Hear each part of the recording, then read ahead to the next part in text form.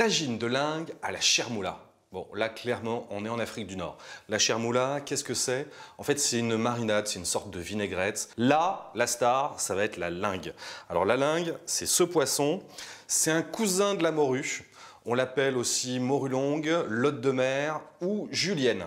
Il fait 90 cm en Méditerranée et en mer du Nord, on a des spécimens qui montent jusqu'à 1,50 m.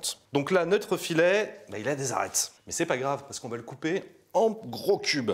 Donc, il me suffit juste avec le couteau, voilà, de bien les sentir avec le bout du doigt et de les longer de façon à les éliminer. Comme ça, on n'aura pas de mauvaise surprise. Alors moi, la lingue, c'est un poisson que j'aime beaucoup parce qu'on est sur une texture, une structure qui est assez proche du cabillaud. Par contre, en prix, on est nettement moins cher que le cabillaud. Et puis maintenant, je vais le couper en gros cubes. Donc, on va pouvoir attaquer notre chermoula. On va commencer par le cumin. Après le cumin, de la couleur avec du paprika en poudre. Un peu d'ail et puis, hop là, comme ça, je récupère la pulpe. On va rajouter aussi du jus de citron. Donc j'ai de la coriandre. C'est vrai que dans la cuisine marocaine, tunisienne, on charge énormément en herbes aromatiques. Mais pour une simple raison, c'est qu'on les fait cuire. Donc elles vont perdre de leur puissance. Je vais mettre également du persil. On n'oublie pas d'assaisonner, du sel, du poivre. Et je vais rajouter de l'huile d'olive. Et maintenant, je mélange bien l'ensemble pour que ça s'imprègne de la marinade, de toutes ces saveurs. Un petit peu de film alimentaire. Et je vais entreposer ça au réfrigérateur pendant un minimum d'1h30. J'ai une sauteuse. Dans la sauteuse, je vais mettre un petit peu d'huile à chauffer. De l'huile d'olive, 2 petits oignons ou un très gros oignon comme celui-là. Et je vais l'émincer. Donc je vais le couper, voilà, en très fines tranches. Donc je vais pouvoir le rajouter dans ma sauteuse avec un peu de sel. Et je vais le faire revenir à peu près 5 minutes, le temps qu'il soit devenu translucide. Pendant que les oignons fondent, je vais m'occuper de mes poivrons. Je vais les peler, mais très grossièrement. Je vais les couper en deux. Je vais ôter le pédoncule, partie blanche, les côtes, et je vais le tailler en lanières.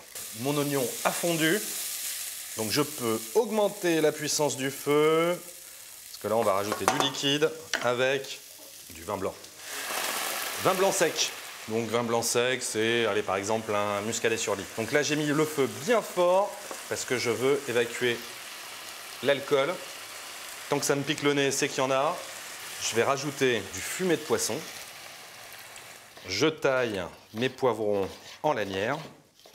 Je peux les rajouter directement dans ma sauteuse. Je vais laisser tranquillement mijoter pendant 20 minutes. Dans 20 minutes, je vais rajouter mes tomates pour 10 minutes de cuisson. Donc en fait, on se retrouve dans 30 minutes pour ajouter la chermoula de lingue.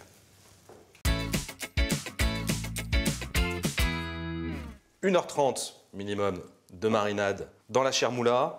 Avec le jus de citron, le poisson a déjà commencé à cuire, il est un peu plus blanc.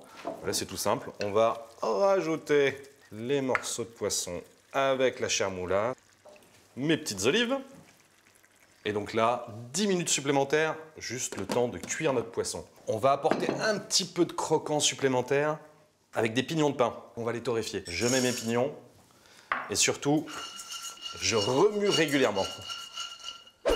Mes pignons commencent à être bien dorés et je les réserve. Ça sera pour le dressage. Donc il me reste encore à peu près 7-8 minutes de cuisson et on pourra dresser. Donc là, moi, j'ai une petite tagine de service et on va la garnir. La petite touche finale, ça va être les pignons de pain qui vont apporter le petit croquant. Et voilà, notre tagine de lingue à la chermoula est terminée. En un plat, vous avez toutes les saveurs du Moyen-Orient.